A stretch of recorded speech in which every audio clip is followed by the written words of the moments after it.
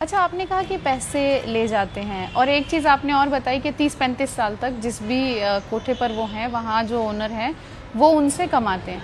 तो किस तरह से होता है, मतलब वेजेस क्या हैं या फिर ऐसा कुछ होता है कि इतना पैसा आपको मिलेगा और इतना ओनर को मिलेगा? आज आप इस वीडियोस में देखेंगे कोठे वाले कितना कमाते हैं। जो मुझे जितना पता है तब उस लड़की को कुछ नहीं मिलता है क्योंकि उसको खाना मिल रहा है, उसके नाम का एक अमाउंट दिया गया है उसको खरीदने के लिए। मान लीजिए अगर 7-8 लाख रुपए वीडियोस में आप पूरा बना रही है, अगर आप अच्छी लगे तो लाइक खाना देते हैं, उसको वो शेल्टर दे रहे हैं, उनके हिसाब से उसको वो कपड़े दे रहे हैं। So that is enough.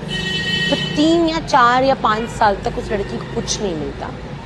फिर वो लड़की थोड़ा थोड़ा समझना और तब तक वो सरेंडर कर देती है कि अब तो मैं नहीं जा सकती हूँ, क्योंकि पहले 3-4 साल तो उसकी कोशिश रहती है कि मैं भाग जाऊं या मैं यहाँ से निकल जाऊं किसी भी तरीके से।